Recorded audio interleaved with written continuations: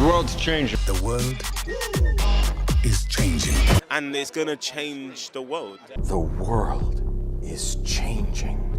What a very dark but very understandable for his character point of view to have. The character was definitely very aware of the philosophy of that. Which Black Panther is the newest installment to the Black Panther universe, and it is by far the best Black Panther movie since the first Black Panther. How would I rate it? 0 out of 10. I wanted more Black Panthers. In reality, I thought the film was fine. I don't understand the hype surrounding this movie or the amazing Rotten Tomatoes score it has. 97%. That's a damn near masterpiece. And at best, I'd say it's good. Not great, but good. It's exactly what you'd expect from a Marvel movie, and in no way does anything drastically different from the other Marvel films that have come out. And since we all know Black Panther is going to be appearing in Infinity War, I never felt like there were any stakes involved. Even in the character's lowest point, I knew he'd be fine. They didn't even have the balls to kill Martin Freeman or T'Challa's sister. It's just a safe superhero movie with a villain that at least has a good motivation for what he's doing. You can understand where he's coming from. It's just Michael B. Jordan's performance and line delivery that kind of pull me out of it. I'ma burn it all. Unlike Robert Pattinson in Good Time, I never once thought, that's not Michael B. Jordan, that's the character he's playing.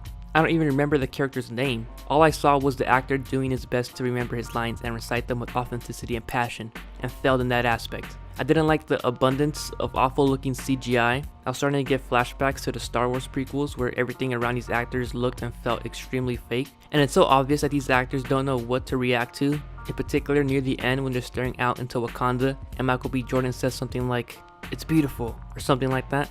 I can see in his face that it wasn't genuine and that he was just reacting to a blue screen that was in front of him. Whenever they were in actual sets, it was good, it looked fine, they had something to react to. I would have liked it more if they kept things a bit more practical, but whatever. The action scenes are kind of a mixed bag. There's one chase sequence in the middle of the movie that I thought was fun and exciting, especially accompanied by the music. It fit in really well and made the scene that much more enjoyable. But then there were other times like the first action sequence in the jungle where it's just an incoherent mess, riddled with shaky camera movements and way too many cuts. I couldn't make out what was going on, and it would have been better if they kept it steady and used more wide shots. I would have actually been able to tell what was happening.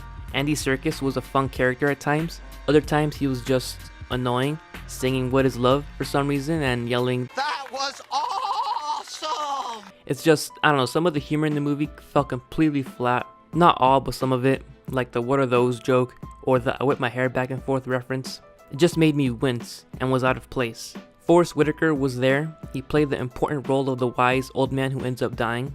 That sounded sarcastic, but he was actually an important character.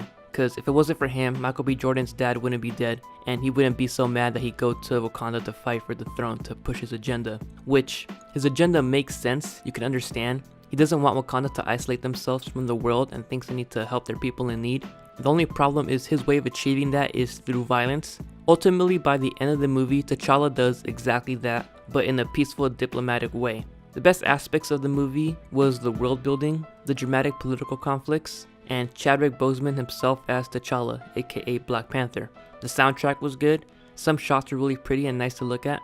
Other than that though, this was an average, competent, somewhat entertaining superhero movie that in no way takes any risks. So, I give this a 5 or 6, I'm not sure yet.